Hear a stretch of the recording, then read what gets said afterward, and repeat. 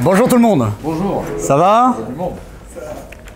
Bon, il fait beau? Ouais, alors pour commencer, je voulais vous demander comment c'était le voyage depuis 2296 jusqu'à maintenant. Bah moi je suis crevé. Ah bah, on a crevé un peu au début. Ouais. On a crevé. Ça, hein. Et Ouais. puis, voilà, on l'a Mais préparé. je sais pas si vous avez vu atterrir, mais bon. Ouais, et Derrière en plus le avec la faille temporelle et C'est tout, ça, c'était c'est pas ça. mal. Bien aimé. Derrière Donc pour... Est-ce que quelqu'un ne connaît pas le Nexus 6? Ouais. Ouais. Qui se dénonce? Avec ce Qu'il ou elle se vaisseau dénonce. qui traverse L'espace et le temps. Ouais, les espaces intergalactiques comme ça. Son capitaine qui peut pas s'empêcher d'emmerder tous les aliens qui passent en leur parlant de films dont ils n'ont rien à faire. Je fais d'autres choses avec les aliens, mais Oui, mais ça c'est un autre sujet. censuré. C'est un autre sujet. Et, le labo des histoires fait des ateliers pour les jeunes. Ah, pardon. Mais voilà, je pense que pour commencer, on va peut-être regarder une petite vidéo pour se mettre dans l'ambiance. Ouais. On lance... On a choisi de regarder Je n'aime pas la SF. Ouais. Je sais, vous l'avez tous vu? Toutes et tous vu. Ce soir-là, mon code était Zephyr 2019. J'avais rendez-vous avec un type mystérieux qui se faisait appeler le transporteur de colis. Il devait me remettre un paquet justement, mais personne ne devait connaître son travail. Bizarre comme pseudo du coup. Bref, j'étais en avance et j'avais soif.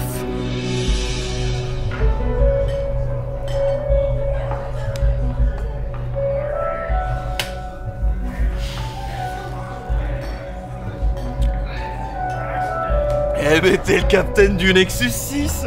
C'est toi qui fais l'émission là où tu parles de la SF d'il y a 200 ans dans ton vaisseau pourri. Diabolo Volchlav s'il vous plaît. Et franchement, non mais t'es trop con. Non, attendez, plutôt un bol chez Spratz en Bah, glace. pourquoi tu fais ça? Pourquoi tu parles que de SF? Tu vois, moi ça m'emmerde. J'aime vraiment pas ça là, tous ces trucs avec les vaisseaux là, les robots géants et tout.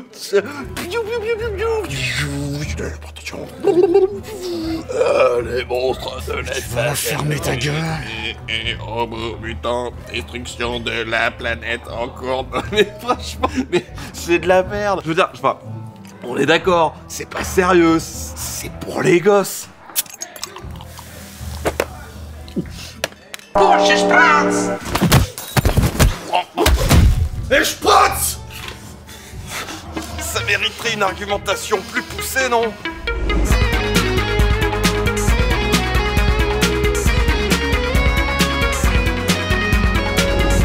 Aujourd'hui, j'ai envie de vous parler d'un sujet qui me tient à cœur et qui a le don de... Comment dirais-je? Il s'agit de phrases simples, d'affirmations idiotes n'ayant aucun sens, et nous allons demander à notre ami de les répéter. Tu m'as dit quoi tout à l'heure? J'ai dit... piou piou piou piou, téléportation, les vaisseaux spatiaux arrivent avec les robots mutants pour conquérir la Terre, et puis c'est pas sérieux et c'est pour les gosses. Vous avez sûrement déjà entendu certains de vos proches tenir ce genre de propos, souvent par préjugés sur le genre et manque d'ouverture d'esprit. Et peut-être n'avez-vous pas su quoi répondre aux Philistins qui avaient osé prononcer une telle bêtise. Nous allons remédier à cela en leur expliquant les choses calmement, afin de les remettre dans le droit chemin. Pour le côté calme, on repassera. Dire que l'on n'aime pas la SF ne veut absolument rien dire, et cela témoigne souvent d'une méconnaissance totale de ce que c'est. Si je devais résumer grossièrement, la science-fiction peut s'exprimer sur deux grands axes. Un axe esthétique, d'abord, avec tout ce que même les plus profanes considéreront comme étant de manière évidente lié à ce genre. Les robots, les aliens, les vaisseaux, les lasers, les voitures volantes.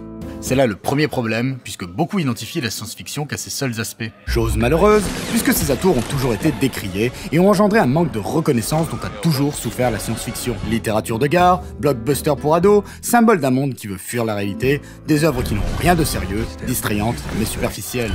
Autant de qualificatifs qu'affubleront à la SF les ignorants, qui, il ferait mieux de l'avouer, n'en ont jamais lu ou réellement regardé. Et il est bien malheureux d'avoir encore à le rappeler, mais non, la SF ça n'est pas que des films d'action pour décérébrer et des romans mal écrits. Là où je veux en venir, c'est que outre cet aspect esthétique et la mauvaise réputation qu'en attire le genre, la composante science-fictionnelle d'une œuvre s'exprimera sur un deuxième axe et pas des moindres, les thématiques qu'elle abordera.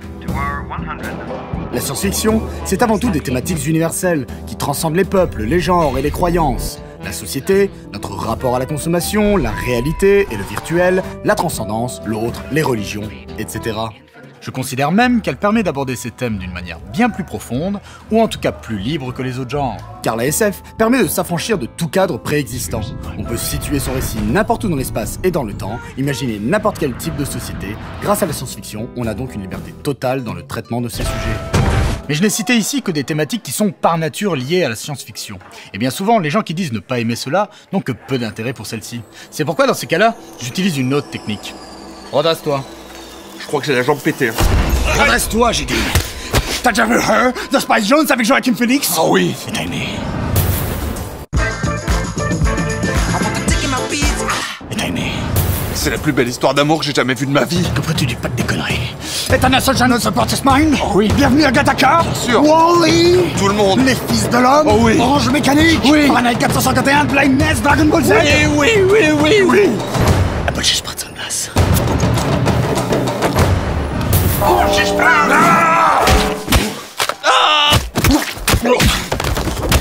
Eh ben tout ça c'est de la science-fiction, bordel! Je crois que je vois où vous voulez en venir.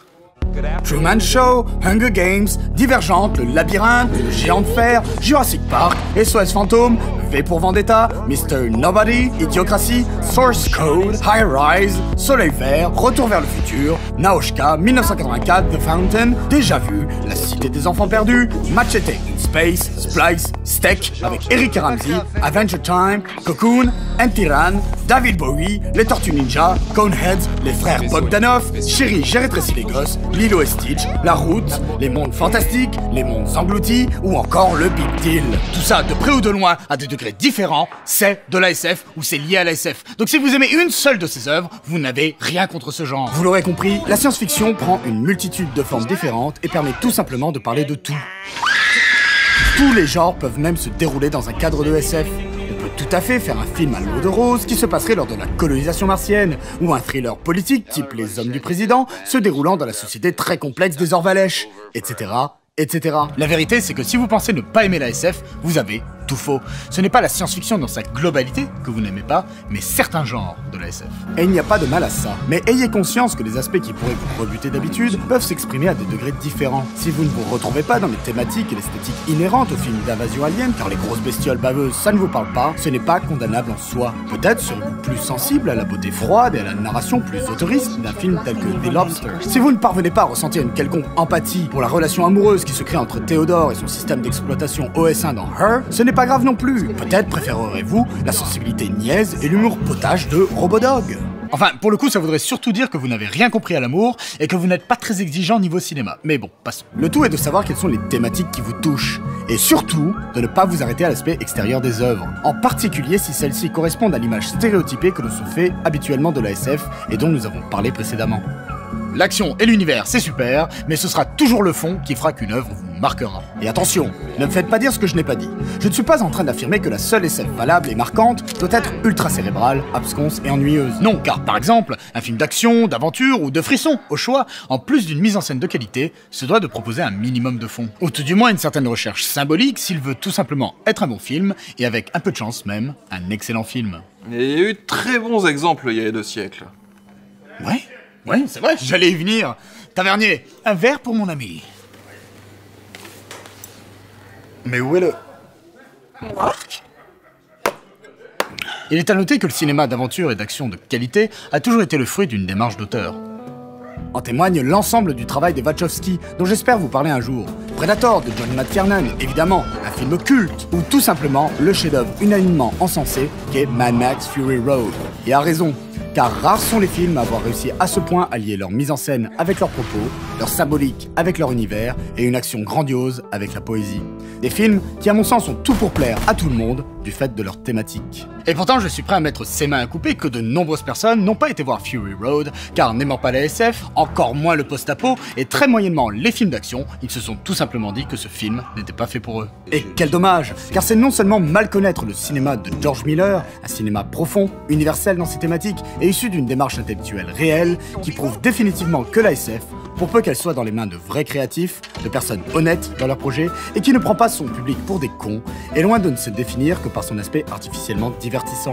En gros, il faut parvenir à se sortir des carcans que l'on s'est soi-même imposés, avoir conscience de la grande diversité qu'offre la science-fiction et que les aspects classiquement science-fictionnels qui peuvent en rebuter certains s'expriment à des degrés plus ou moins élevés. À partir de là, si vous pensiez ne pas aimer la science-fiction, je suis certain que de nombreuses œuvres vous surprendront. Et qui sait, peut-être qu'à force, vous finirez par apprécier la beauté d'une bataille spatiale. Bon, c'est pas tout, mais moi, à la base, j'étais là pour chercher un colis, et le mec, il est toujours pas là. Mais c'est vous, ces Footfan 2019? Non, pas du tout, pourquoi? Ah, mais je dois rencontrer quelqu'un dont c'est le pseudo pour lui remettre un colis. C'est pas censé être incognito, ce genre de truc? Ah, si. Mais comment vous le savez? Oh, comme ça. Juste une intuition.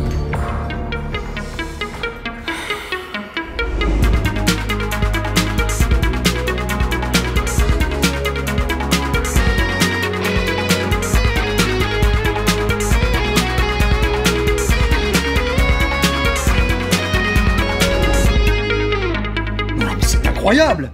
Que s'est-il passé à l'extérieur de votre visage, monsieur? Eh ben, il y a un type qui m'a tabassé pendant 15 minutes. Pourquoi? Parce que j'avais dit la SF c'est naze, les vaisseaux spatiaux qui font piou-piou, les aliens, les machins, les trucs. Il arrêtait pas de regarder par là, je sais pas qui parlait, un taré. Oh, mais c'est vraiment pas votre jour de chance. Écoutez, mon nom est ZeFootFun 2029. Et je crois que vous avez un colis à me donner. Tu travailles pas chez Nexus 6, toi? Excusez-moi, un bol chez Spratz, s'il vous plaît.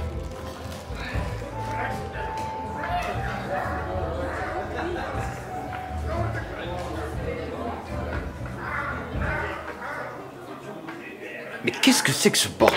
À chaque cycle, l'alcool tue des milliards de citoyens de toutes les espèces dans la galaxie. Cela permet donc de réguler la population et d'éliminer les individus les plus faibles du Dominion galactique Xarlax. Buvez. Ceci est un message du ministère de l'Énergie. Voilà.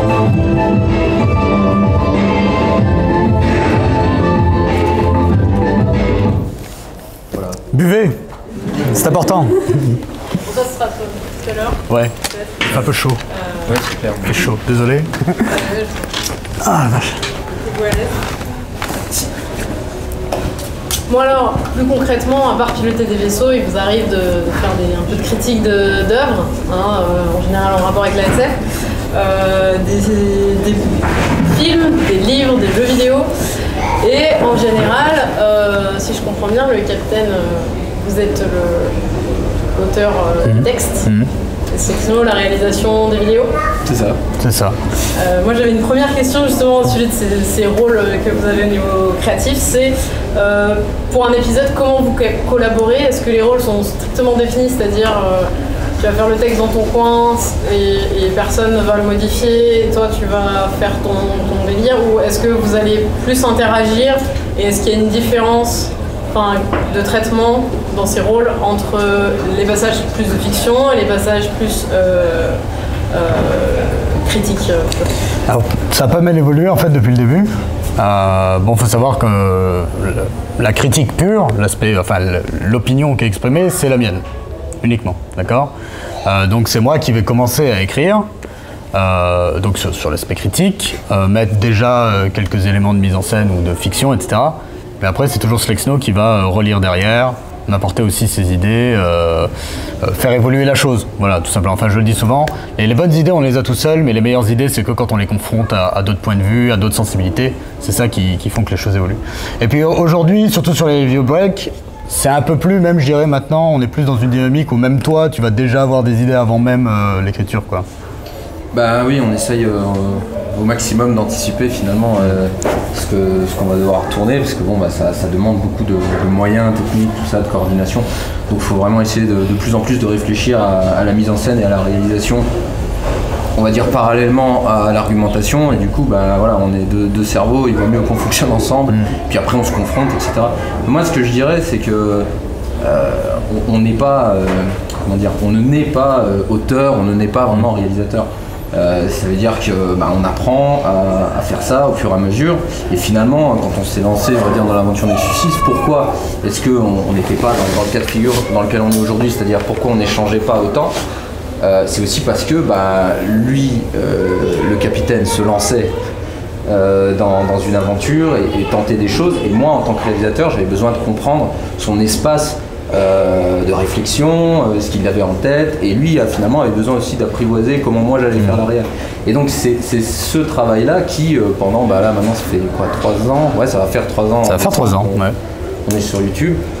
On a appris justement à mieux échanger, à mieux anticiper, à mieux discuter. Et donc voilà, moi j'ai pris la place entre guillemets que je voulais prendre en tant que réalisateur et commencer à travailler les mises en scène de façon un peu plus ardue, lui proposer des scénarios qui vont toujours dans l'esprit dans lequel on imagine l'histoire, mais peut-être en changeant des petits détails, en faisant des choses un peu moins téléphonées, en lui disant regarde ce que tu m'as dit là c'est vraiment intéressant, est-ce qu'on pourrait pas rajouter ça, et voilà, et du coup on instaurer des clins d'œil entre ce qu'il dit voilà. Et ce qui se passe à l'image.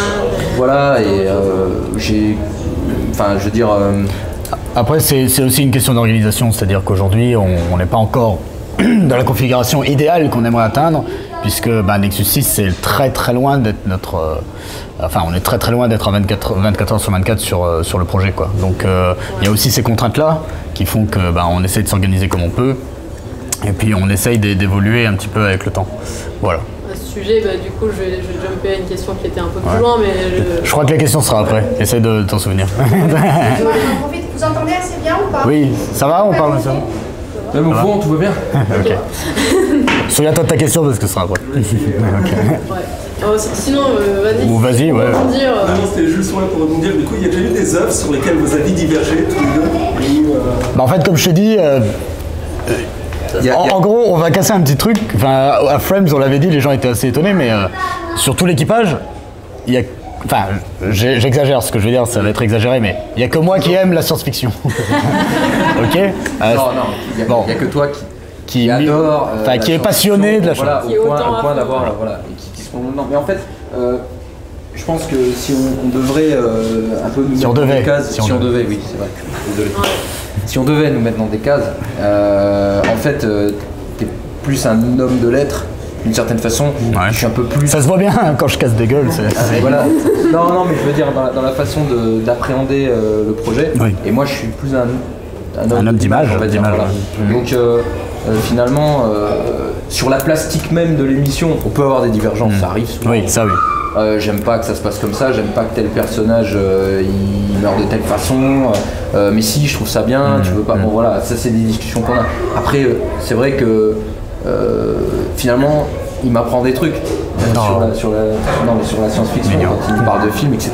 Et parfois, c'est arrivé que de temps en temps, je te dis oh là, j'ai pas bien compris ce que tu as dit, et puis effectivement, on en parle. Mais de manière très globale, c'est toujours lui qui a l'idée principale et qui va noter son argument. C'est pas le copilote qui a plus souvent des désaccords, on le voit, parfois il a envie de casser du capitaine. Je pense que c'est plus sur des choses de nos vies privées qui font qu'il a envie de me taper, mais non, justement, j'allais dire oui, le copilote, s'il y en a un dans l'équipe qui est un petit peu plus, peut-être, je dirais aussi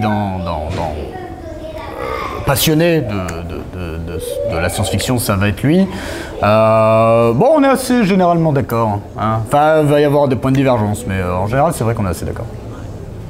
Autre question, du coup, sur l'écriture précisément, la boîte des histoires. L'écriture, est-ce qu'elle est vraiment très fixée ou est-ce qu'il y a des choses qui changent au tournage parce que l'improvisation, le feu de l'action? Est-ce qu'il y a des choses qui changent au montage parce que cette phrase a été pourrie en vrai parce que... Je dirais qu'on est à mine de rien, on est quand même à 90% fixé, quoi. Parce qu'on essaye avec l'expérience de travail, et je parle pas que de Nexus 6, je parle aussi du fait que moi mon boulot c'est de faire du montage et je fais de la réalisation et du cadrage depuis un certain nombre d'années.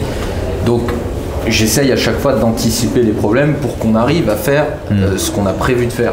Parce que souvent on change les choses parce que oui, on a mal anticipé un truc et ça peut être, précisément le souci ça va être un problème technique qui va faire qu'on n'a pas telle lumière à tel moment, la météo qui va changer, le machin. Donc tout ça va parfois conditionner un peu vite fait la mise en scène ou c'est un peu modifié. Mais j'essaye quand j'organise le projet, quand on organise le projet, de penser à tous ces micro-détails et voilà, et à force d'expérience, on arrive de plus en plus à se rapprocher de... Après, je dirais que sur l'improvisation, il y en a toujours un petit peu, puis on trouve des fois des vannes sur le moment. Ouais, ça, c'est vrai. Mais je dirais du coup, c'est pas des choses qui s'enlèveraient, c'est plutôt des choses qu'on rajoute lors du tournage en fait. Ouais, plutôt que des choses qui... Après Prometheus, je me souviens que t'as quand même enlevé au moins 10 minutes d'épisode. Enfin, j'avais écrit non, mais c'est franchement un épisode de 40 minutes à la base. Non. C'est ce que je disais tout à l'heure, c'était notre premier épisode. Premier épisode. Et moi, en fait, je le fais dans d'autres projets, mais le capitaine vient, il me dit je veux faire un projet, je lui dis bah ok, et je lui dis bah vas-y, démerde-toi, prends-moi ton truc, on verra bien, ok moi je vais filmer, mais j'ai besoin de comprendre où tu veux aller, et je peux pas modifier tout en amont, alors que je sais pas vraiment ce qu'il veut dire en tant qu'auteur, c'est l'échange auteur-réalisateur, donc j'avais besoin de le jeter dans la fosse, et après de lui dire mais ça c'est pas bon, ça j'ai pas aimé, ça j'ai rien compris, ça va pas. Et alors voilà, les engueulades, des machins, mais voilà au fur et à mesure, toi aussi du coup, enfin comme tu viens pas forcément du milieu audiovisuel à la base, c'est aussi je pense de l'expérience et apprendre comment on fait finalement une émission, quelles sont les ficelles pour des détails comme quand par exemple on dit que quelque chose ne va pas sur un plan. Soit on le montre en même temps, mais on va pas le remontrer après pour faire une redite quoi. D'une certaine façon, on explique un plan qu'on est en train de voir et on essaye à chaque fois de raccourcir quoi, pour éviter de faire des doublons. Donc ça c'est plus de l'écriture. Mais au départ, on avait des petits trucs comme ça qui marchaient pas, donc on a affiné. Enfin, si vous regardez de nouveau les premiers épisodes, je pense, le premier Prometheus, vous verrez une vraie évolution quand même. C'était déjà très bien quand on est arrivé, c'est ce qu'on nous dit souvent, on nous dit vous êtes tout de suite arrivé avec quelque chose d'assez qualité. Mais vous le regardez, là vous rentrez chez vous, vous regardez le dernier, il y a quand même déjà un gouffre, on a pas mal évolué je trouve. Oui, par exemple le jeu d'acteur, c'est un des, on va dire, à mon sens c'est un point noir. C'est notre point noir. Oui, parce que forcément, c'est le truc amélioré. Je suis un peu technicien à la base, réalisateur. On aime bien jouer, on se marre, c'est sûr que c'est plus facile quand il n'y a pas toutes les caméras et tout le matos, on délire comme ça. Mais plus on travaille, plus on est à l'aise, mieux ça va. Donc forcément l'évolution elle se sent à ce niveau-là aussi. On débute plus facilement, on sort plus facilement les textes. Et justement, tu viens pas du milieu audiovisuel, tu viens d'où? À part de l'académie de pilotage, de la Je n'attendais pas à cette question. Je viens j'ai fait de longues études, puis j'ai été enlevé et amené au 23e siècle, donc voilà. J'ai pas mal voyagé, j'ai vécu au Japon, j'ai étudié au Japon, j'ai vécu en Irlande, et puis après j'ai traversé la galaxie, voilà, c'est tout ce que vous saurez. D'accord, pas mal. On en saura plus après quelques verres tout à l'heure. Ouais, peut-être. Et Slexno, donc lui par contre plus l'audiovisuel. Si. Non, visuel, mais quel genre Un monteur, vraiment du montage vidéo, ça c'est le premier truc. Et puis tout de suite, très rapidement, j'ai voulu faire de la réal sans vraiment me revendiquer. Enfin, c'est très compliqué dans ce milieu de tout d'un coup dire moi je suis réalisateur. On le fait parce que tout d'un coup on prend les devants, on fait des projets comme ça, on met dans le crédit je suis réalisateur et du coup on le dit aux gens après, regardez c'est moi qui ai réalisé. Et les gens disent c'est bien, c'est pas bien, en tout cas ils font un choix. Et à ce moment-là on se dit ok c'est un réalisateur qui est pas mal ou qui est nul, mais en tout cas ils ont un avis en tant que réalisateur. Mais avant de faire des trucs comme ça, c'est très dur de dire qu'on réalise vraiment. Mais c'est complet comme métier quoi. Mais après les profils ils sont très divers, il faut juste se lancer quoi. Moi pour moi ce qui est important c'est d'avoir envie de transmettre quelque chose. C'est ça qui est vraiment la base de toute façon. Donc d'où qu'on vienne, à partir du moment où on a envie de partager, on a des choses à dire qu'on sent intéressantes parce que c'est pas forcément le cas. Faut le faire, voilà, tant pis. Et puis on se casse les dents, des fois c'est dur, on se prend des réflexions aussi, mais il faut savoir les accepter. Et puis c'est comme ça aussi qu'on évolue en tant qu'être humain. Donc Voilà. Et justement, à quel moment on se dit, moi j'ai un truc à transmettre, à communiquer qui est intéressant? Comment est-ce qu'il n'y a, pas un truc de légitimité? À quel moment on se dit, on a les couilles un peu de se dire, ce que j'ai à dire moi c'est intéressant, c'est un peu arbitraire. Alors moi j'ai un ego. Ouais, comme ça en fait. Et moi, c'est ça. Mais tu vois, tu me dis quand ouais, j'avais 2-3 ans, quoi. Je me suis dit, écoutez-moi, quoi. Voilà. Là, c'est vrai que je suis un peu comme ça. Enfin, moi, depuis que je suis gosse, j'aime bien qu'on me remarque. J'aime être au centre de l'attention. Et puis, je suis assez honnête avec moi-même. Je suis quand même quelqu'un d'assez intelligent et cultivé. Donc, non, mais voilà. J'ai un ego, j'y travaille, j'essaye de... Voilà, mais c'est vrai que c'est quelque chose d'assez naturel pour moi, quoi. Enfin, en fait, je me demande... La personnalité du capitaine, c'est pas du tout du jeu. Mais bah non, c'est notre vie. Enfin, donc non, il faut. C'est pas un rôle de composition. C'est. Voilà. Après, disons que je vais peut-être exagérer certains de mes défauts, quand même. Comme éclater la gueule à quelqu'un, ça ne m'arrive pas tous les jours. Enfin, une fois par mois seulement. Mais et puis je vais atténuer certains de mes bons côtés, quoi. Mais grosso modo, c'est moi. Voilà. Par rapport au collecté très qualitatif tout de suite justement de l'émission, est-ce que pour vous ça vous a mis une certaine pression d'avoir cette idée que il y avait beaucoup d'attentes de la part du public? Est-ce que c'était un peu paralysant ou au contraire ça met une pression qui est positive, qui est un peu un carburant? Tu veux dire dès le début ou... Dès le début, ouais. La qualité, c'est-à-dire... le fait que votre première vidéo a été jugée tout de suite, bonne qualité, super, et est-ce que ça met la pression pour pas se rater ensuite? Déjà, elle a pas tout de suite. On a passé 4 mois avec 600 abonnés. 600 abonnés, quoi. Donc, mais c'est normal, hein, attention, hein, c'est pas je suis pas en train de dire que c'est pas bien. On se lançait dans un truc, on s'est dit, allons-y, on verra bien. Hein, c'était vraiment, il n'y avait pas de prétention. On se disait quand même, on avait l'avantage d'avoir la technique et on avait donc un auteur qui se lançait. Donc, c'est casse-gueule, on sait pas, ça peut être mauvais, ça peut être mal reçu.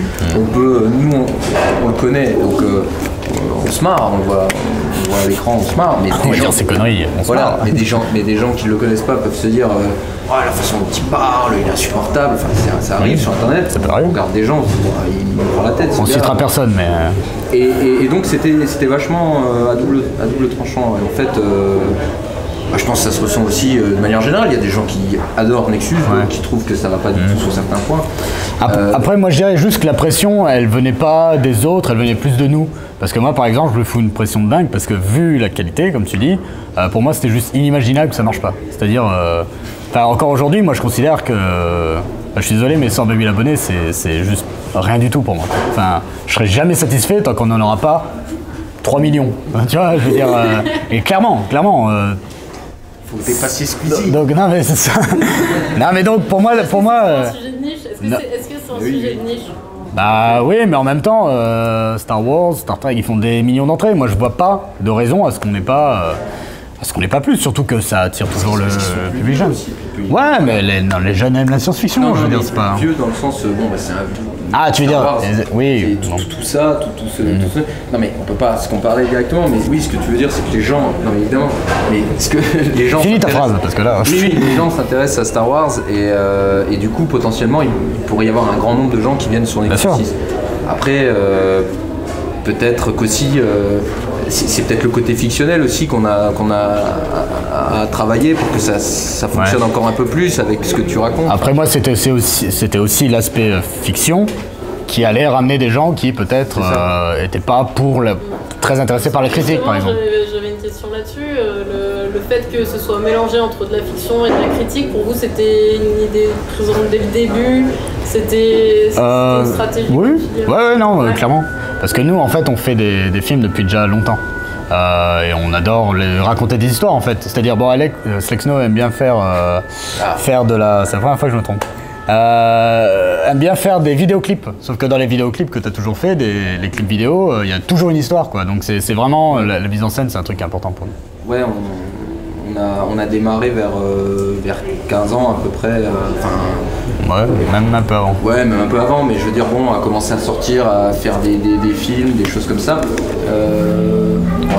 je rentrerai dans les détails si j'ai des questions plus tard, mais grosso modo, on avait une bande d'amis, on faisait des trucs et on aimait bien voilà, se mettre en scène.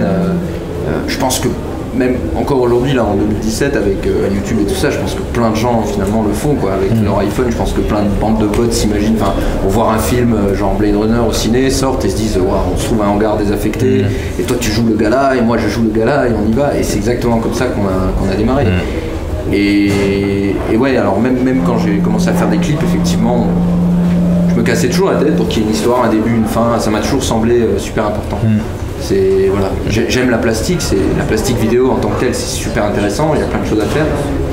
Mais ce qui est encore plus cool, c'est de raconter vraiment quelque chose de profond ou de drôle, enfin quelque chose qui crée de l'émotion. Moi je voulais juste revenir sur l'aspect un peu pression. Moi la pression je la ressens plus aujourd'hui en fait depuis qu'il y a du coup plus d'abonnés. Et le Tipeee aussi, le fait que les gens nous aident financièrement. Voilà.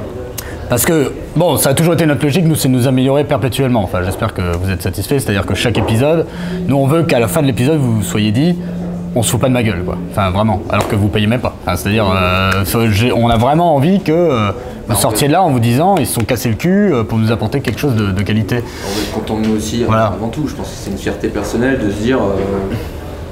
Je monte la chaîne et je dis pas ouais regarde pas trop ça, voilà. Et ça non plus et ça bon ça mais juste la fin non et je dis vas-y bon oui le premier comme ça hein, tu verras l'évolution mais on est quand même satisfait je pense que c'est ça notre de base mais moi du coup la pression je la ressens vraiment dans l'écriture c'est-à-dire que j'ai beaucoup plus de mal à m'y mettre aujourd'hui, je réfléchis beaucoup plus. À l'époque, j'écrivais, je me dis advienne que pourra, je m'en fous de ce que penseront les gens. Je continue à m'en foutre de ce que pensent les gens, mais j'ai envie de m'améliorer moi, c'est-à-dire de vraiment pas me reposer sur mes acquis. Et puis je me nourris aussi d'autres créateurs, d'autres vidéastes que je respecte énormément et qui aussi améliorent à chaque fois leur processus, leur travail, leurs argumentaires. Et là, du coup, en ce moment, je ressens beaucoup de pression. Surtout pour Blade Runner 2049. Ouais, c'est clair. On a prononcé le mot aussi. Ouais, c'est ça. Ouais, on s'est mis aussi à vouloir. Et puis ce qui est. Commenter l'actualité non, aussi. Oui, bon, ça c'est. Il y a toujours un fond. Enfin, la SF, c'est aussi ça. Critiquer le monde. À sortir une vidéo par mois aussi, c'est aussi ça. Enfin, on aurait pu se dire, on s'en fiche, on fait ce qu'on veut quand on veut, mais on a quand même envie de, entre guillemets, tenir une audience. Mais pas dans le sens brutal du terme, en mode il faut qu'on fasse des vidéos pour exister sur YouTube. On a bien compris que si on veut vraiment réussir, il faut abonner 1 à 2 vidéos par semaine, voire 4, voilà, comme certains.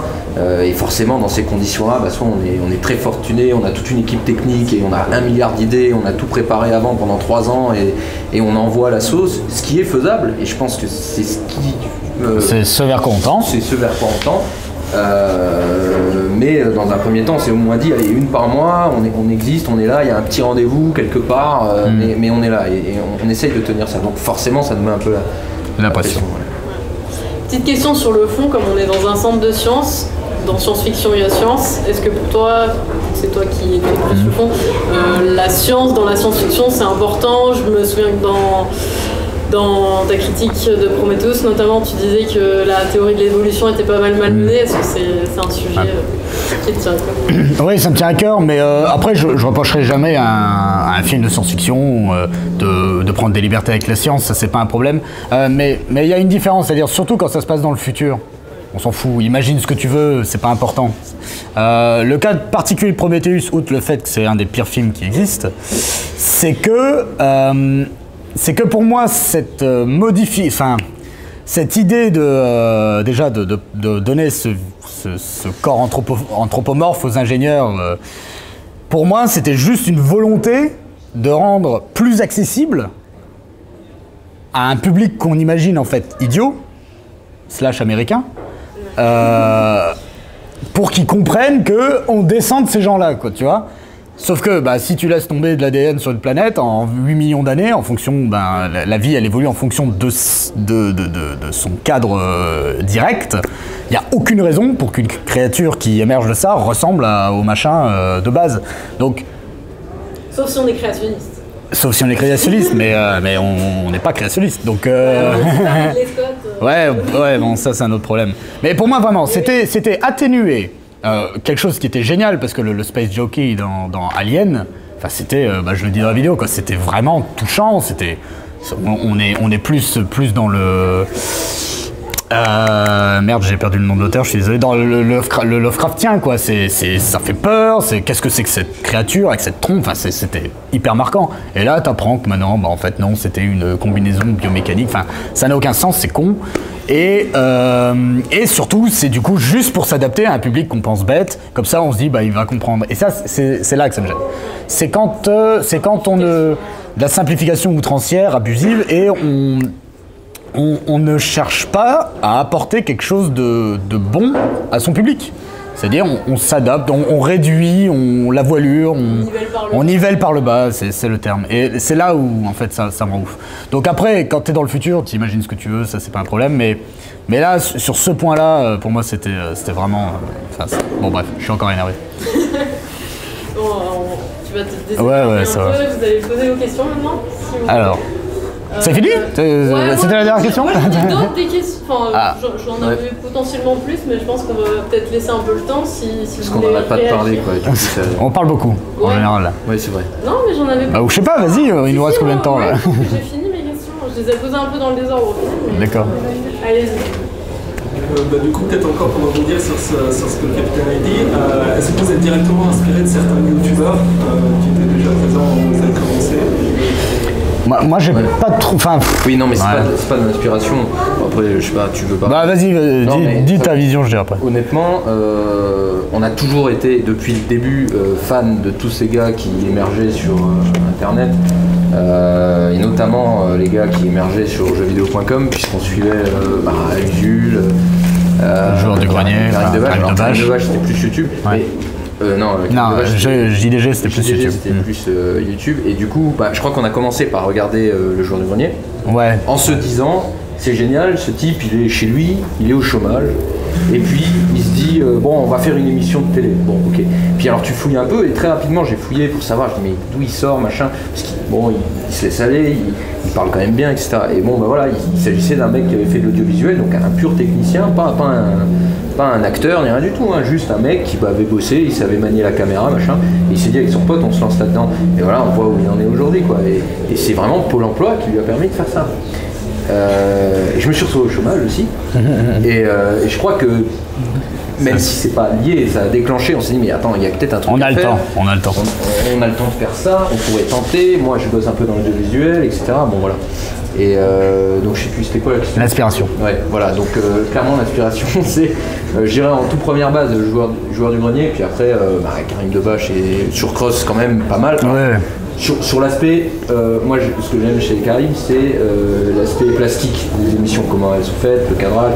C'est ça dont on s'est inspiré, pas du tout de son délire. Oui, on n'est pas sur le. Non, comme il a deux personnalités. Schizophrène. Après moi, non mais inévitablement il y a peut-être des réflexes, on m'a beaucoup dit qu'il y avait des ressemblances avec le JDG pour Prometheus, juste sur le premier épisode. Je pense que c'était un peu inconscient parce que comme c'était le premier, peut-être que dans ma gestuelle, dans ma manière de dire les choses, inévitablement ça ressortait comme ça. Alors que c'était pas vraiment le but, et en plus j'avais un peu peur de ça parce que comme je défonçais le film et que le JDG il défonce les jeux en général, je me suis dit merde, j'espère qu'ils vont pas croire que ça va être tout le temps comme ça parce que j'ai pas envie de parler que de trucs que je déteste quoi. Donc même si c'est plus marrant. Ouais, j'ai remarqué que vous préfériez que je défonce des films. Moi j'aime bien aussi quand t'as bien aimé, que t'arrives à partager. Bah ouais. Moi aussi j'aime bien. J'en ai marre de regarder des merdes.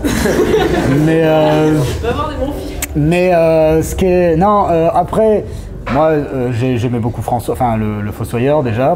Oui, c'est vrai. Mais il n'y a pas eu, je dirais, d'inspiration directe. Ah oui, parce que François... Par contre, ils nous ont inspirés à lancer le projet. Enfin, tu vois, c'est vraiment parce que François, finalement, plus sur la démarche. Quand il a commencé à faire des mises en scène un peu construites, finalement, on avait déjà démarré d'une certaine façon. Enfin, je veux dire... Ça s'est fait un peu en même temps. Mais il faisait... il discutait avec Sapel dans chez lui.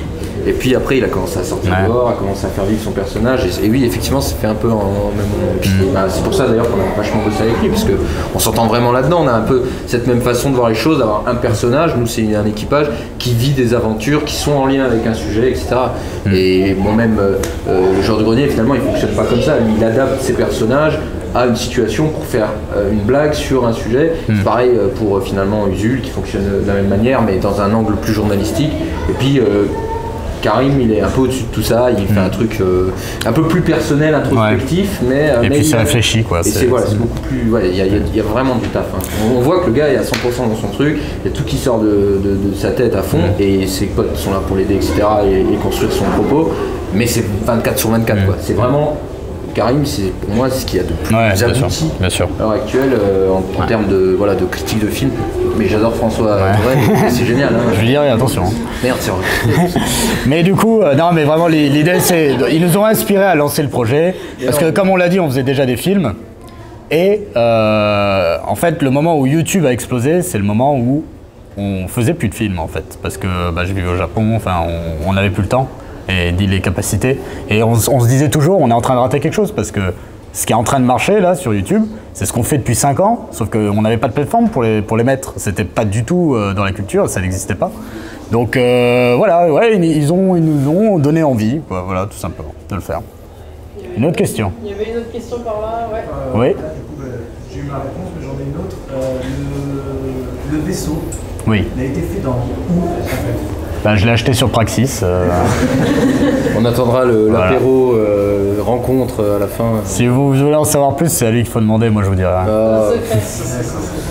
Ouais, bon, on peut attendre un peu, on va pas casser le délire maintenant. Bon, par contre, on peut vous dire que ça évoluera encore un peu là. Ça va évoluer. Par contre, Vous êtes les premiers qui ont dit ça. Il y a des annexes qui vont se rattacher au vaisseau. Je dis rien d'autre. D'autres questions? Oui. Je trouve assez intéressant le fait de rester sur la SF et de s'occuper de différents supports, que ce soit les livres, les jeux vidéo, les films. Est-ce qu'il n'y a pas une volonté aussi éventuellement de faire un peu comme Ginger, à savoir traiter de l'adaptation et non plus en tant qu'adaptation en disant ça a mal adapté l'œuvre, mais plutôt au contraire de dire que ça prend d'autres champs en compte et il peut y avoir une complémentarité entre les œuvres. Est-ce qu'on peut tendre aussi vers ce genre de... Je t'avoue que j'y ai pas réfléchi en fait forcément comme ça. Moi ça me paraissait évident que la SF elle est multiple, il faut que j'en parle dans toute sa diversité en fait. Mais c'est vrai que c'est intéressant le fait que les formats puissent se nourrir. Mais non, enfin, ça n'a pas été quelque chose de volontaire particulièrement. Moi, je parle juste des choses dont j'ai envie de parler, en fait. Tu vois, c'est aussi simple que ça. C'est-à-dire, on n'a même pas de rythmique réelle, même si au final, on est assez... c'est gros épisode jeux vidéo, livre, review break entrecoupé. Enfin, il y a quand même une rythmique, mais en fait... dans les faits, si je voulais, on pourrait faire 2 épisodes jeux vidéo à la suite. Parce que sur le moment, j'ai envie de parler de ça et pas d'autre chose. Je suis plus inspiré par ça. Là, c'est moi un review break entre les deux. Non, oui, il y aurait un review break parce qu'il y a des films qui sortent, mais tu vois, il n'y a pas de réflexion particulière par rapport à cet aspect-là. Et là, en l'occurrence, on vient de sortir un épisode livre. Et en ce moment, je suis en train de lire un livre superbe. Et j'ai juste réellement, vraiment beaucoup envie d'en parler. Et alors que, par exemple, pour le jeu vidéo, j'ai des idées, mais... et j'ai envie de les faire, mais j'ai moins envie en ce moment, tu vois. C'est vraiment ce bouquin-là, je me dis, il faut vraiment que j'en parle aux gens parce qu'il est vraiment cool. Surtout après avoir parlé d'une purge comme la saga des 7 soleils. Et je sais pas si vous avez tous vu le dernier, bon c'est... Qui a lu la saga des 7 soleils ici, peut-être? Ok. C'est nul? Vous aimez bien? C'est nul? T'as bien aimé? C'est correct, ok. Ça, c'est une réponse qui me va. T'as aimé, Diane? J'ai pas lu. Ah, t'as pas lu? Non, c'est Laura. J'ai vu l'épisode. Ah, non, lu le livre. Qui a lu le livre? On peut pas après avoir vu l'épisode. D'accord. Ouais, c'est vrai. C'est vrai. Je donne pas envie. Je donne pas envie, mais c'est raison, c'est dégueulasse. C'est vraiment très mal écrit. Enfin, comme on est là aussi pour parler d'écriture, je souffrais en lisant ce bouquin. Enfin, non, mais je devenais fou, quoi. À chaque page, oui, mais parce qu'on t'a dit qu'il fallait... Non, je tombe sur la jaquette, je me dis tiens, c'est Anderson, bon, bah, il a écrit le préquel de Dune. J'ai jamais lu un truc qu'il a fait tout seul. Allez, j'essaye. Pourquoi persévérer sur 4 tomes? Bah parce que je me dis, allez, c'est pas possible. Enfin, je devenais fou. Non, bon, le premier tome, je trouvais ça mal écrit et pas incroyable, mais bon, je me dis, bon, l'univers est sympa. Et puis au bout le deuxième, tu dis, bon, ça avance pas, ou telle histoire, ou tel twist, je l'avais vu venir à 10 km, ou... Ok, et puis tu passes, puis t'as des chapitres de 2 pages, tu te dis mais il m'a rien dit là, j'en ai rien à foutre. C'était une horreur. Et puis bon, voilà, ouais, le 4. Mais d'ailleurs, je dis, j'ai lu le 4, mais enfin, j'ai lu que la moitié. Je pouvais plus. Et je l'ai laissé sur une table, et j'ai plus jamais touché, quoi. J'ai retrouvé des photos qui me servent de marque-page dedans. J'étais là, putain, je trouvais plus les photos. C'est parce que j'osais pas ouvrir le bouquin, quoi. Alors qu'elles étaient dedans. C'est une horreur, c'est une horreur. Mais c'est ce que je dis dans l'épisode, c'est incroyable. Moi, c'est vraiment la première fois que je souffrais en lisant un bouquin. Enfin, j'avais lu La métaphysique des mœurs de Kant, et ça, là, vous souffrez, mais parce que vous comprenez rien, et parce qu'il écrivait très mal. Mais là, alors que tout est réuni pour que ce soit agréable, eh ben non. Alors, j'ai cru comprendre, il y a beaucoup de gens qui m'ont dit dans les commentaires que c'était plus de la littérature jeunesse, en fait. Mais c'est pas vendu comme ça pour moi. Donc, dans les faits, ouais. Un adolescent, ça lui plaît, ça je pourrais comprendre. Il n'y a pas de souci. Mais encore, mais je l'ai pas lu adolescent. Non, ça je l'ai lu il y a ces 3 dernières années. Enfin, c'était il y a 3 ans, quoi. Si t'étais adolescent, t'aurais lu ça. Je sais pas. Mais peut-être parce que les préquels de Dune qu'il a écrits, je les avais appréciés à l'époque. Oui, et c'est ça que je dis, c'est que je sais pas aujourd'hui si je relisais les. Enfin, je trouvais pas ça transcendant. Je considérais pas que c'était du même niveau que Dune de Frank Herbert. Mais ça faisait le taf, quoi. Là, si je les relisais, je me dis que ce serait une horreur, quoi. C'est pas possible. D'autres questions? Soyez pas timide, hein. On n'est pas là souvent. Hein. C'est vrai. Et c'est très beau, hein. Non. Alors, ouais. Si, oui. Oui, pour l'écriture, ouais. Quand vous faites des critiques, l'écriture s'appuie beaucoup sur la critique qui est faite. Pour Nexus Legend, par exemple, vous partez sur rien, donc est-ce que c'est plus difficile d'écrire l'histoire autour ou vraiment d'écrire une histoire sans avoir une critique imposée à l'intérieur? Bah déjà, c'est inspiré de nos vies, donc... Oui. Moi, je trouve ça plus simple parce que... Bon, moi, je trouve que c'est 2 exercices différents. Et puis, franchement, bah, là, ça fait quand même 3 ans maintenant. Ah oui, on est quand même... non, mais je veux dire, sur les... tu veux dire, pardon. Ouais. Donc, on a eu le temps un peu d'améliorer, finalement, ce que sont les chroniques. Alors que Nexus 6 Legends, c'était plus un one-shot. Donc, quelque part, ça nous a mis finalement beaucoup de temps quand même à trouver une idée, enfin voilà, à écrire l'histoire. Ça nous a mis beaucoup plus de temps à le produire, c'est-à-dire à filmer, à trouver un machin, à tout faire tout ça. Donc c'est quand même plus lourd de faire des épisodes. Mais on n'a pas pu le refaire plusieurs fois, donc finalement, je sais pas, peut-être qu'avec le temps, on aurait pris des... Bah, il y a le projet secret aussi, qui est dans la même... et là, bah moi, en termes d'écriture... donc un projet de fiction, pour que vous le sachiez juste, sans vous dire quoi. Moi je trouve ça plus simple dans l'écriture parce que les éléments de fiction dans les chroniques sont liés à l'argumentation et au sujet. Donc ça fait quand même une contrainte qui est très dure. Enfin franchement des fois je me prends la tête, je me suis dit mais qu'est-ce que je pourrais mettre là qui aurait déjà qui ne soit pas gratuit. C'est ça aussi surtout quoi. Parce qu'on essaye d'éviter les vannes pour faire des vannes, mais après ça peut prendre plein de formes différentes, quoi. On peut faire parler ce qu'on disait, enfin ce qu'on avait fait, je sais plus dans quel épisode où tu parles sur fond blanc là. Quand je suis en train de mourir. Ouais, voilà. Non, quand je suis en introspection, dans mon moi profond. Comme ça, on peut partir dans ces choses-là qui sont c'est de la fiction, mais finalement voilà, c'est une forme un peu différentes. On peut prendre le clip, on peut prendre plein de formes différentes, quoi. Sur la fiction, bon, faut quand même raconter une histoire avec des personnages. Mais moi, raconter une histoire, c'est pas un problème. Ouais, mais bon, on est quand même obligé de. Enfin, après, il y a quand même trouvé des bons acteurs. Non, mais ça, c'est le reste. Je parle juste d'écriture. Oui, mais c'est compliqué de savoir si oui ou non on a écrit des dialogues qui fonctionnent réellement. Ça, c'est vrai. Alors que bon, la chronique, généralement ça vient de toi. Finalement, même là en live, il peut vous refaire la chronique sur le bouquin sans problème, puisqu'il l'a lu et il sait de quoi il parle. Jouer, vraiment écrire pour des personnages, c'est un exercice auteur, qu'on soit auteur ou réal, c'est un exercice qui prend vraiment du temps, qui demande de la répétition, un tas de choses, et on n'a pas vraiment ce temps-là maintenant. Donc c'est compliqué à vraiment répondre parce que par exemple Nexus Legend, je pense pas qu'on soit totalement convaincu du projet en tant que tel. On est fiers de l'avoir fait, on est content. Est-ce que réellement on aurait pu faire mieux? On aurait pu faire, on aurait peut-être pu faire mieux, on aurait pu écrire ça différemment, on aurait pu répéter bien mieux les trucs. on voit plein de défauts, plein de trucs. Alors que les chroniques d'aujourd'hui, on se dit, bon, finalement, ça commence à être même agréable, même pour moi qui l'ai monté, qui est passé du contenu, à quand même la regarder derrière. Il peut plus voir ma gueule, il en a marre. Ça. Ouais.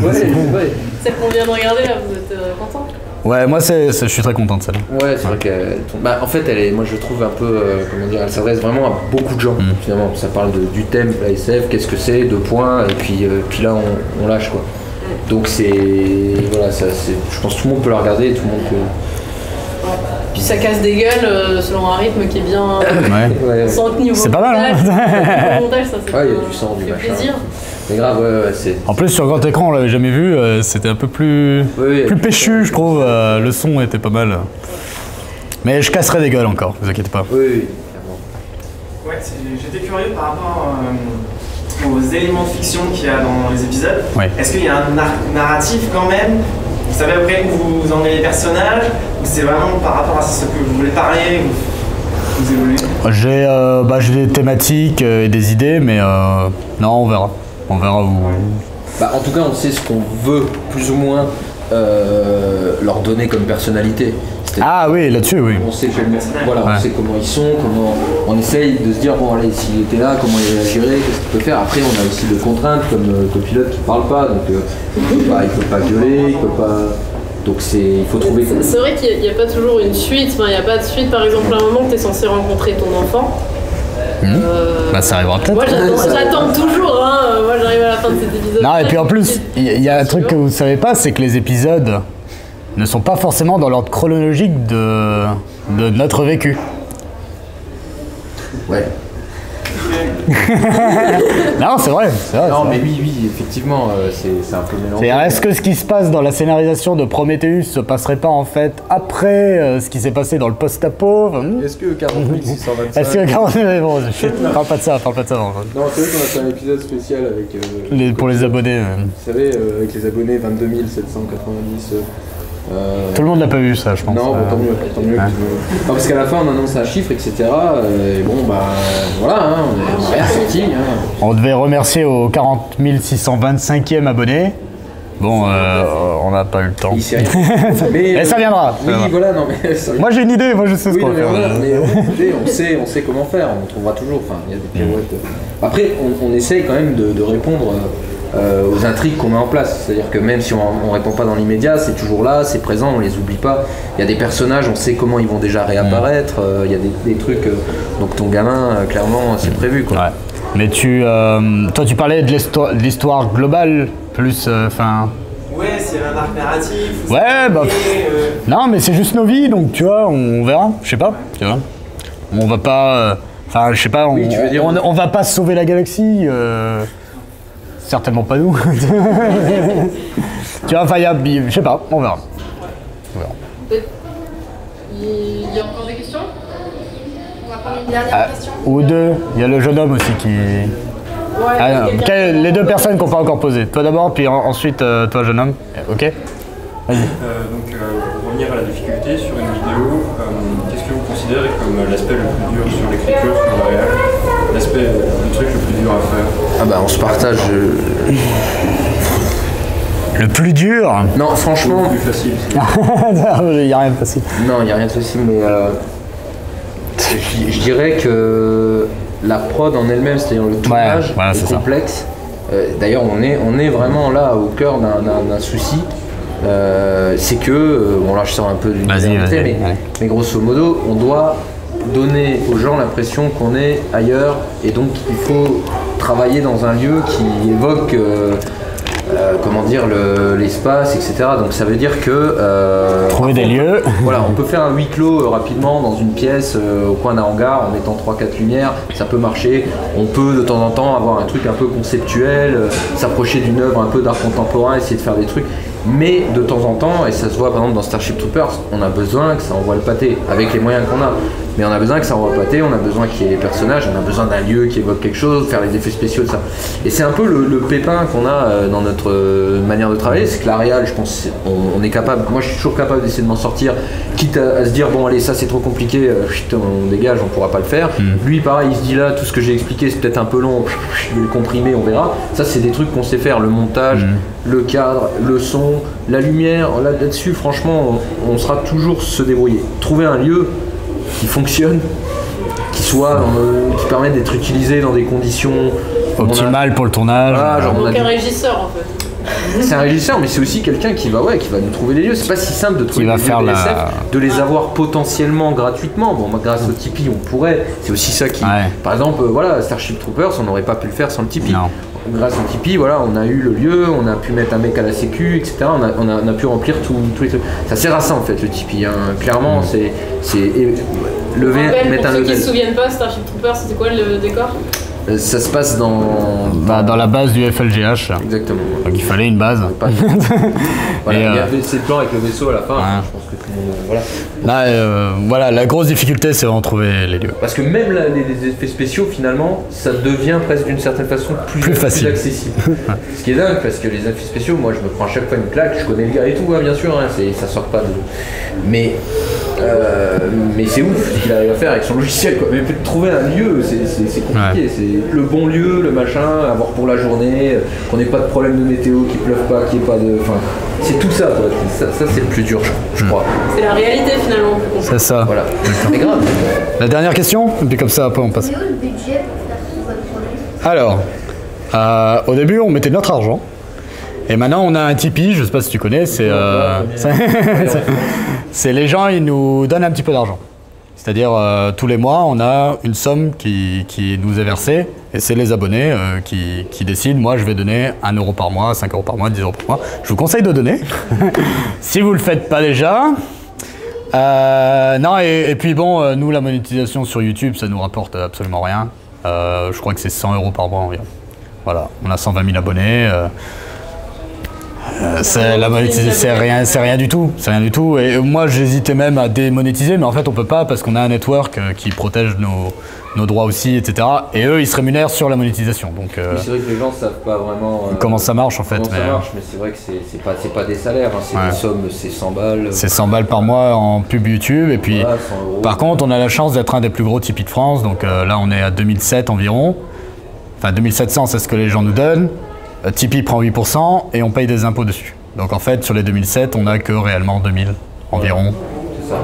Qu'on remet tout dans le projet. Voilà. Donc c'est louer les lieux, les déplacements, payer certaines personnes qui nous aident depuis maintenant 3 ans sans qu'on les ait payées pendant très longtemps. Aujourd'hui, on essaye toujours de leur donner une petite pige. En fait, on a ce monsieur qui est là à droite, donc c'est Cyril. Qui est le producteur de la société Fenchtoast. C'est le logo que vous voyez à la fin à chaque fois, là, le truc bleu là qui tourne. C'est notre boîte de prod. C'est la société donc, qui produit Nexus 6, donc je suis cofondateur, et ce gars-là, du coup, c'est le producteur de Nexus. C'est lui qui va faire les papiers, etc. Bon, il n'est pas là aujourd'hui, mais on a eu l'occasion à Frames d'en parler. C'est vrai que lui, il pourrait vous expliquer vraiment tout ce que ça coûte. Mais quand on est sur le terrain, même, voilà, moi je suis là, je coûte déjà, moi tout seul, si on veut être dans les clous avec le CNC, etc., ou si j'étais embauché en tant que simple intermittent, il y a une base, je coûte déjà 450 € sans matériel, une journée. On rajoute à ça un gars au son, 450 balles, sans matériel, une journée. Un mec à la lumière, 450 balles, une journée. Donc, déjà, rien que là, ces 3 mecs, on n'a rien, il n'y a pas le capitaine. Bon, okay, voilà. Et c'est en ça, je sais pas si vous avez vu, là le CNC a dégagé donc une enveloppe pour la création sur internet. Et ça, typiquement, ça va vraiment aider si on chope une de ces subventions. Voilà. C'est pas genre. C'est pas comme ça. Hein, donc et les dossiers, ils passent sur des critères bien précis. Le CNC, c'est le Centre national de la cinématographie. Oui, pardon. Voilà. Pour les c'est eux qui subventionnent la plupart de très bons films français, payés avec vos impôts, c'est génial. Et puis maintenant, ils ont décidé de produire des trucs bons. Donc nous, enfin en tout cas, on n'a rien pour le moment, mais voilà. Mais typiquement, ce genre de choses, ça va permettre, parce que c'est con, hein, nous on veut pas s'en foutre plein les fouilles, enfin moi oui, mais on veut pas s'en foutre plein les fouilles et rien foutre. On veut payer les gens qui nous aident. Voilà. Enfin, qui aujourd'hui nous aident et qui travaillent en fait. C'est juste ça. Voilà. Je sais pas si on a répondu à la question, mais si, en gros. Donc l'argent, c'est les gens qui nous le donnent, pour le moment. Voilà. C'est du temps bénévole, c'est des dons. C'est ça. C'est ça. C'est pas mal de boulot. Voilà. Merci. Ouais. Côté atelier d'écriture. Ouais. Vous allez avoir un exercice. J'espère que vous êtes au courant, hein, parce que, ok. On l'a dit au début. Ah, ça va. Multiflux qui est dans la. Ouais. Ouais, c'est pas. Ah oui, tu devais ramener le multiflux. Ouais, je l'ai, il est là-bas sur la table. Le multiflux. Le multiflux. Bah, écoute. Non, vu que c'est toi qui as eu l'idée, je te laisse donner l'intitulé de l'exercice d'écriture que vous allez avoir. Ah bah merci. Il y a des trucs au choix, vous en faites un chaque. Non, on avait 2 idées, mais on a gardé qu'une. Ok. En fait, non, mais je peux expliquer à quoi ça sert. Toi, tu peux expliquer. Ok, d'accord. Comme ça, c'est réel. D'accord. Très bien. Donc voici un multiflux. Hein, vous voyez tous, c'est génial. Vous l'avez déjà vu dans l'épisode Valérian. Normalement. Donc ce qui s'est passé, c'est que dans cet épisode de Valérian, il y avait une bombe à l'intérieur du Nexus 6. Et Robin, qui a toujours un multiflux sur elle, l'a donné au capitaine en lui disant voilà, tu vas te débrouiller avec ça. Et en fait, à quoi ça sert? En le branchant directement à la bombe, ça a affiché le visage de la bombe, qui n'était pas un visage très heureux, puisque la bombe était sur le point d'exploser. Et donc, pendant que le capitaine et le fossoyeur de film était en train de réparer la bombe, le visage changeait, etc. Et donc, sur la base de cette idée, du multiflux, on a eu une idée d'écriture. Voilà. Alors l'écriture, c'est que du coup, les multiflux, en fait, qu'est-ce que ça fait? Ça exprime la personnalité d'un objet. D'accord? C'est-à-dire que si on le branche à cette table, on va pouvoir communiquer avec cette table. En Péritel. D'accord? C'est les Orvalèches qui ont inventé ça, ça sert pas à grand chose, mais ça existe. Du coup, l'exercice d'écriture qu'on vous propose, c'est d'imaginer que vous utilisez le multiflux sur l'objet de votre choix et vous imaginez un dialogue avec cet objet. Voilà. Contrainte de temps et de taille aussi peut-être, ou je sais pas. Le temps va déterminer la taille. Ouais. Donc en fait là on est un peu débordé, c'est à 5h15, donc je pense qu'on va se laisser 20 minutes pour écrire. Donc le but c'est de se faire plaisir, c'est vraiment de raconter une histoire. Voilà. Okay, donc c'est d'écrire quelque chose d'intéressant à partager, et ensuite on va prendre un moment pour ceux qui le souhaitent pour partager les dialogues que vous avez écrits. Voilà. Si vous voulez, il n'y a pas d'obligation, et s'il n'y a personne qui veut, c'est pas grave. D'accord. On a préparé des petits objets un peu partout autour, donc si vous avez besoin d'inspiration, vous pouvez piocher parmi les choses qui sont autour de vous, ou alors imaginez un animal, un objet qui est quelque part dans un coin de votre tête. Attends, je vais... En fait, là où il faut que vous fassiez plaisir, c'est quel objet. Après, pardon, on a dit objet, mais ça peut être un animal, ou une créature avec qui d'habitude on n'arrive pas, en tout cas, à communiquer. On le branche dessus. Voilà, voilà, c'est faisable. Et là où il va falloir aussi vous faire plaisir, c'est sur la problématique, évidemment, que le dialogue va amener, quoi. Donc voilà, je sais pas, à vous maintenant, et puis on se retrouve dans 20 minutes. Et voilà, il n'y a pas de pression, si vraiment vous n'avez pas envie de partager, c'est pas un souci. Par contre, moi je serais très intéressé que vous me donniez à la fin ce que vous avez écrit, et moi je les lirai, et après je vous les rendrai si vous voulez les garder. D'accord? Allez-y. Comment tu t'appelles, citoyen? Pierre-Marie. Pierre-Marie, vas-y. Alors, vous avez pas... Ah, le micro, juste, voilà. C'est bon? Ouais. Alors, vous avez parlé d'un dialogue. Alors, du coup, ça va peut-être pas rendre super, parce qu'il va falloir que j'anime les différents personnages. Et puis, je sors un tout petit peu du cadre, c'est que on est plus dans de l'avant-propos que dans exactement dans le sujet qui était demandé. D'accord. Mais bon, vous me couperez si ça Tu es libre. Très bien. Alors, allons-y. Donc, j'ai 2 personnages. Vous me dites si jamais à un moment vous décrochez. Vous savez plus qui est qui. Vas-y. C'est quoi ce machin? C'est le multiflux, je viens de le recevoir. Ah, mais finalement, tu l'as commandé ce truc? Tu t'es vraiment fait avoir. Attends, avant de dire ça, on va l'essayer. Trouve-moi un objet avec lequel on pourrait discuter. Ça me saoule déjà ton truc. Tiens, t'as qu'à prendre la notice. Génial. On va découvrir la vie de la notice. Bon, on va dire que c'est un début. Bon, bah quoi, c'est un objet. Le personnage qui a commandé branche la notice au multiflux. Bah qu'est-ce qui se passe? Pourquoi il tire la gueule? Ah, parce que ça t'étonne. T'aimerais être une notice, toi? Bah j'en sais rien, moi. Personne lit jamais les notices. Salut, notice du multiflux 2500 de Primatech. Salutations, citoyen. Salut, pourquoi tu tires la gueule? Mais attends, le braque pas. Ne vous inquiétez pas pour moi. Ah. Tu veux pas nous dire? Si vous y tenez, disons que cette réincarnation n'est pas la plus n'est pas des plus palpitantes. Réincarnation? Oui, voyez-vous, nous, le papier, en général, on a plusieurs vies. Du moins quand on a la chance d'être correctement recyclé. Ah bah oui, j'y avais pas pensé. Et c'est pas cool la vie d'une notice? À votre avis, m'avez-vous lu avant d'utiliser l'appareil? M'auriez-vous considéré si vous n'aviez pas eu besoin d'un objet? Avez-vous la moindre idée de ce que vous allez faire de moi? Bah je comptais te lire un moment ou un autre. Oui, comme la notice du transmetteur subsonique que d'ailleurs t'as toujours pas fini de réparer. Bah voilà. Ouais, en fait t'as raison, c'est nul la vie d'une notice. Même si on la lit une fois, on finit finalement fatalement dans un placard. Quand on finit pas comme allume barbecue. Mais du coup, tu dis que tu as eu d'autres vies plus palpitantes? Oui, une en particulier. Ah ouais, dis-nous.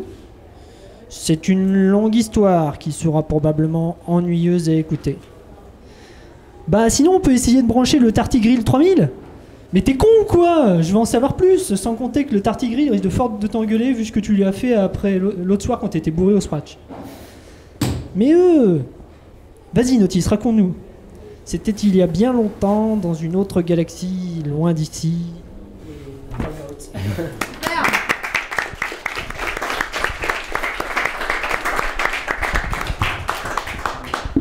C'est sympa, hein. Ouais, qui d'autre? Et on enchaîne.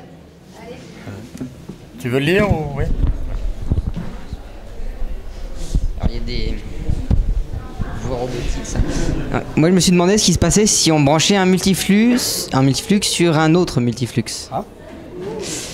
Donc, alors, voie robotique. Ah, l'écran clignote en rouge, en bleu, en rouge, en bleu, en blouge et en bleu. Puis une oreille apparue. Juste une oreille, demandez à la hauteur pourquoi. Ah, Arbousier de Tantis 4. Hein? Deux personnages. Hein? Oh, excusez-moi. Il s'agit d'une phrase de configuration vocale. Bonjour. Bonjour, t'es bien un multiflux?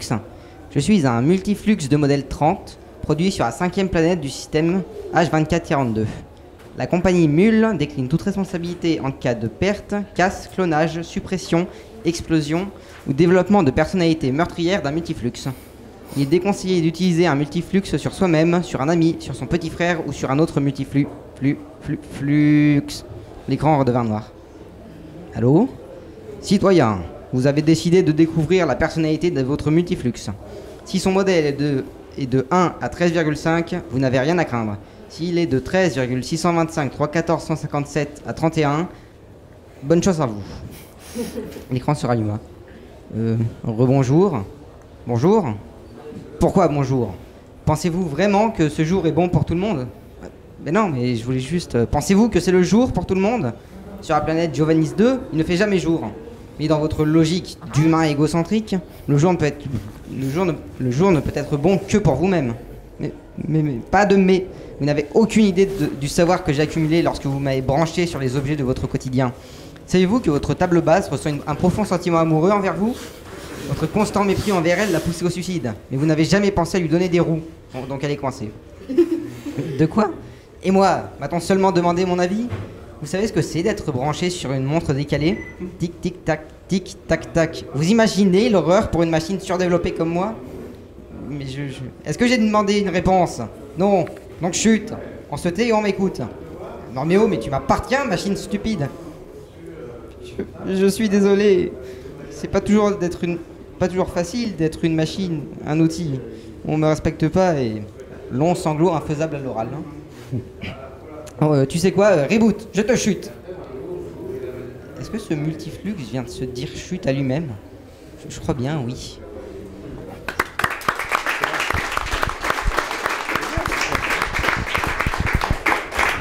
On va utiliser son truc. Alors, si je vole des idées, vous étonnez pas. Quelqu'un d'autre? Ouais. Tu veux le lire ou... Oui.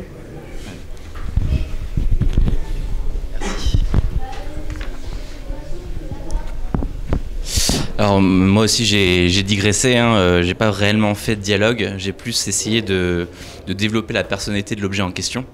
Et je suis parti sur une arme à feu qui est enrayée, avec des points de personnalité bien précis, notamment qu'elle aime la tranquillité et que ça lui convient bien d'être comme ça. Parce que tirer, ça reste désagréable. Bizarrement, elle est sensible aux odeurs et a peur du sang. Les citations possibles, c'est beaucoup rendent grâce à leur créateur. Ah, cela n'est pas mon cas. J'exècre ce pourquoi j'ai été conçu. Ou encore, j'adorerais être possédé par un pacifiste. Malheureusement, ce ne sont pas ces personnes-là qui me veulent. J'adore la sensation d'être démonté et nettoyé. Seulement, cela me pèse car c'est aussi une signification d'une réutilisation pour un acte de mort. Ce chatouillement agréable me fait culpabiliser. De tous mes propriétaires, je préfère les femmes. Elles ont souvent juste besoin de me montrer pour que les interlocuteurs réfléchissent. Être un ornement me suffit. Je n'ai pas choisi d'être empathique, c'est même plutôt une malédiction. Alors, quel soulagement lorsque je m'enraye. J'ai été recyclé à partir d'un vaisseau marchand. Qu'est-ce que j'adorais ces odeurs d'épices. Mis à part en de rares occasions, seule l'odeur du sang me suit au quotidien. Même me changer en conteneur à déchets serait pour moi plus agréable. S'il vous plaît, plus tard, faites de moi un conteneur pour une terre fertile. Donnez la vie, sustenter des gens et même donner de la nourriture, voire encore aider à la culture de fleurs, voilà une vraie existence.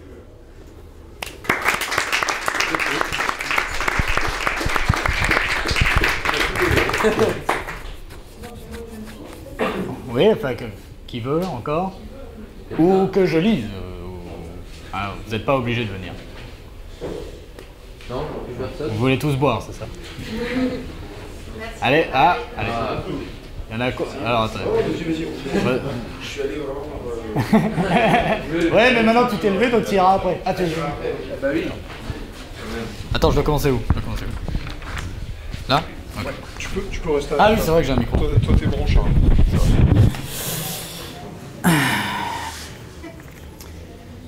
Je lis pas la partie là. Ça... Ok, d'accord. Il y a combien de personnages juste 3.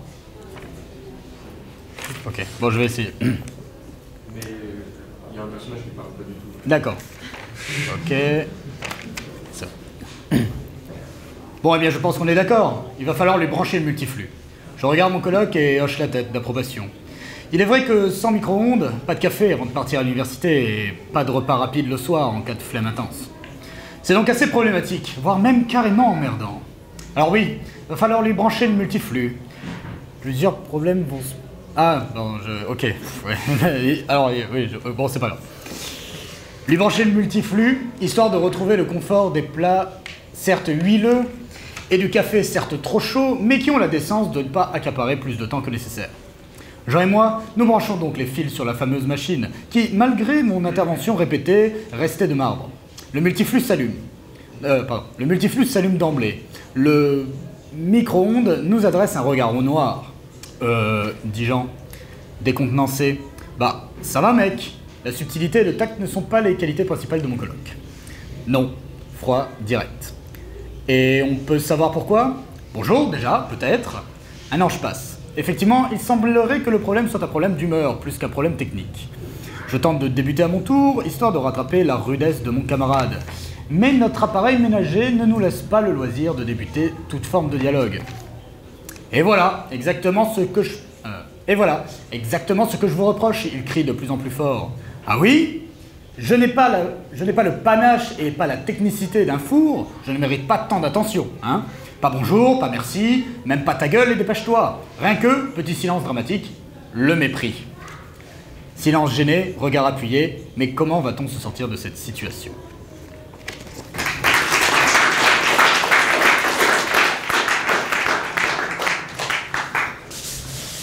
Tu t'es élevé? Tu y vas. C'est pas grave. En termes de temps, juste... Ok, d'accord. De toute façon, c'est assez rapide et ce sera peut-être un peu honteux, mais c'est pas grave. Un peu brouillon, mais j'ai essayé d'imaginer en fait un multiflux branché sur nos home cinéma, nos équipements, parce qu'on leur fait subir aussi ce qu'on regarde, surtout pour certains. Et j'ai essayé d'imaginer simplement le capitaine. Alors, je ne le jouerai pas aussi bien peut-être, et surtout j'éviterai de proposer ce texte qui est assez brouillon, mais j'imaginais peut-être quelqu'un, le capitaine par exemple, qui allait expliquer que brancher le multiflux peut être pratique. C'est pratique ça, avec cette Péritel coaxiale à diffuseur portraitiste déjà intégrée. Ça fonctionnera même avec les équipements les plus désuets, mais faites gaffe à ce que vous regardez. Oui, certains d'entre vous là, ça aidera à vous empêcher de regarder toutes vos merdes là. Vous croyez que vos machines ne se plaignent pas là de tous ces immondices? À chaque fois que vous lui faites bouffer un Blu-ray, un DVD, des cassettes pour les plus chiants d'entre vous, elles le subissent. Je réfléchis à 2 fois avant de vous faire une chronique, moi. Même Prometheus dans ma vidéothèque, ça a été double peine. Puis t'imagines pas le bordel humanitaire après. Obligé de mettre tous ces appareils qui deviennent fous en foyer interstellaire. J'en ai vu des machines qui souffraient dans ma vie, surtout chez Durandal 500, les pauvres. Et là, le capitaine branche son matos sur son nouvel équipement et se rend compte que l'équipement est assez chieur en fait avec les chroniques du Nexus 6, un sorte de réac en fait qui viendrait vous emmerder à chaque fois que vous donnez votre avis. Et j'imagine que ça pourrait donner une réponse assez intéressante. Voilà. Très bien.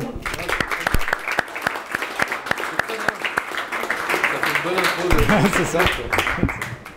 Bon bah quand j'utiliserai ça dans un épisode, tu sauras d'où ça vient quoi. Une dernière personne? Ou 2 ou 3? Bah non, allez-y. Bon bah après ce sera toi du coup. Il n'y aura pas de préambule. Très bien. Au bout de ma 3e année aux Beaux-Arts, j'avais tout plaqué, afin de devenir comptable. Le jour où le professeur référent de l'année m'avait dit de sa voix supérieure « Je ne crains que vous ne soyez jamais artiste. Vous ne comprenez rien à l'art. » Ces mots avaient résonné en moi. Aujourd'hui, je suis dans ce musée d'art contemporain et je m'apprête enfin à comprendre. Bonjour. J'imagine que cette entité est réceptive à la politesse. Vous m'entendez? La figure informe et d'une tristesse pourtant marquée semble absente. Je voudrais vous demander des informations. Il n'y a pas de réponse. Un des nombreux bourrelets constituant ce qui devait être ses sourcils bougea. Elle semblait entendre, mais comprenait-elle? Je suis passionné d'art. Et vous êtes si caractéristique, si... Un frisson me parcourut. Si humain. 2 des fentes purulentes qui ornaient la bête Sagittaire. Et j'entendis les premiers sons de la créature. Fort pâle.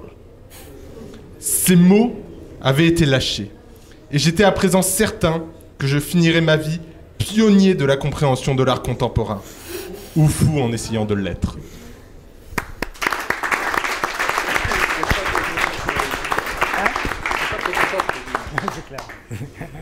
Bien vu. C'est vrai, ce serait très drôle ça. Oui, bien sûr. Hop. Commence où? Alors là c'est une petite intro. Ok. Il y a combien de personnages? Ah t'as mis les noms de personnages, ouais d'accord. Okay. Alors... D'accord. Donc d'abord il y a une introduction. Suite à la rencontre d'un expert en intelligence artificielle en fuite et déprimé dans une taverne miteuse et un peu trop porté sur la boisson pour soigner sa confiance, il a fourni au capitaine une mémoire contenant sur... En fait, c'est une très belle écriture, mais juste les S et les R. Surviance. Un virus. Ah, c'est un. Ok. Une mémoire contenant un virus pour commander et ou les IA des robots Xarax. D'accord. Mission, infiltration de bureau de la corporation robotique Xarax. D'accord. Personnage, capitaine Robin Slexno en cours d'infiltration, grâce à un pass de l'expert. Mais les ascenseurs intelligents n'ont pas été pris en compte. Ok. Capitaine par communicateur. En chuchotant. en chuchotant derrière des conteneurs. Ah oui, alors il y a les didascalies, je voulais les didascalies, d'accord? Donc c'est le capitaine par communicateur qui parle en chuchotant derrière des conteneurs dans le hangar secondaire. Robin, c'est Snow, mais que faites-vous? Je suis déjà en position pour désactiver, enfin détourner l'alarme. Slexno. Capitaine, Robin est coincé dans un ascenseur. Il n'a pas voulu la laisser partir. Mais c'est quoi ce bordel? Oui, tu me connais bien. C'est quoi ce bordel? Robin sort... Ah, ok. Robin sort et c'est tout. Elle n'a pas à discuter avec le matériel. Robin, problème de susceptibilité. J'ai besoin de 10 minutes. Désolé, capitaine. Mais tu ne les as pas. Je peux couper l'alimentation du système et c'est de voir pour l'accès de la maintenance. Robin, j'ai connecté le multiflux et il n'y a pas d'accès de maintenance, ce sont les ascenseurs autoportés. Bonjour, heureux de vous servir, c'est l'ascenseur. Ouvrez-moi la porte du 156e étage. Oui, quand je saurai que vous êtes une... non. Quand je serai... en sécurité. Attends, quoi? Quand je saurai que vous êtes en sécurité. Voilà, quand je saurai que vous êtes en sécurité à l'étage où je dois vous déposer. Mais je veux que cet ascenseur... Mais que veut cet ascenseur de merde? Dis que l'on se charge de notre sécurité. Ascenseur, peux-tu appeler moi Ace? Ace, ouvre la sécurité. Je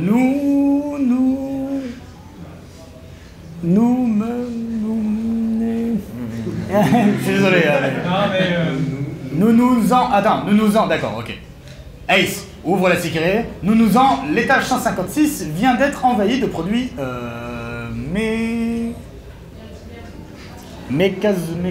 c'est un mot que t'as inventé? Mécazoïde, ok, je suis pas sûr. Capitaine, les agents de sécurité marchent à 4 pattes sur le dos, what?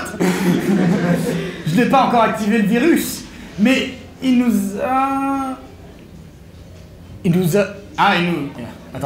emmerde, c'est ça? Il nous a baisé. Il nous a baisé cet ivrogne. Activation des procédures de sécurité. Veuillez sécuriser vos ancrages. Descente d'urgence activée dans 10, 9, 8, 7, 6, 5, etc. Voilà. T'as une belle écriture, mais elle est très droite. Et on voit qu'à la fin, tu t'es dépêché. C'est un peu plus dur, après. Oh. Encore quelqu'un?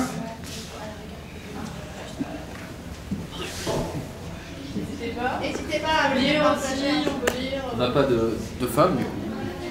Enfin, qui propose son texte. Il n'y a que 5 nanas ici. Bah oui, mais si les gens n'ont pas envie, ils n'ont pas envie. Non, mais bon, bah écoutez, c'était très bien. Dans tous les cas, ouais, il y a des textes, on a fait des dessins aussi, des personnes qui ont fait des dessins. Nous, ça nous intéresse vraiment de les récupérer. On a donc un réseau éco-sciences, donc c'est plutôt Marion qui peut vous en parler, mais il y a une communauté science-fiction dessus. Donc si vous avez la gentillesse de taper vos textes ou même de nous les envoyer en photo et on les retapera, on peut comme ça donc, les partager donc, avec l'équipage du Nexus 6, entre nous, et puis voilà, et les diffuser sur Écosciences. Et les dessins aussi, on veut bien les récupérer. En deux mots, Écosciences, c'est un réseau social qu'on anime ici à la Casemate, mais qui est dédié à tous les acteurs ou les amateurs de culture scientifique. Effectivement, Laura a indiqué qu'il y a une petite communauté qui s'appelle Science Friction. Donc c'est là-dedans qu'on essaye de mettre des comptes rendus d'événements comme ça, ou alors des annonces d'événements SF à Grenoble et dans les environs. Voilà, comme vous aimez ça, si vous appréciez, on accueille les nouvelles, des comptes rendus, les vidéos de Nexus 6. Ah bon? Vous Voilà. payez des droits là-dessus? On les intègre, ça va. Non, ça va. On voit ça avec le CNC. Très bien, ouais. Si vous voulez les recopier et les poster, voilà, vous pouvez vous inscrire sur Écosciences. Et je sais pas, j'espère que vous avez apprécié l'exercice. Nous, on a vraiment apprécié écouter vos histoires, tous vos univers et tous les délires.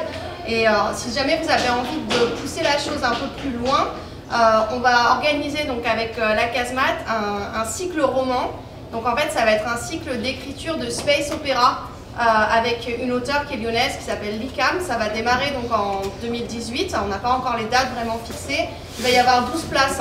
Ça sera gratuit. Donc tous les ateliers du Labo des Histoires sont gratuits. Et donc, restez au courant et si ça vous intéresse de venir écrire avec nous, c'est sur une 20aine d'heures, ça va se passer en soirée, des sessions de 2 heures pour essayer d'écrire un peu plus que ce que vous avez fait aujourd'hui.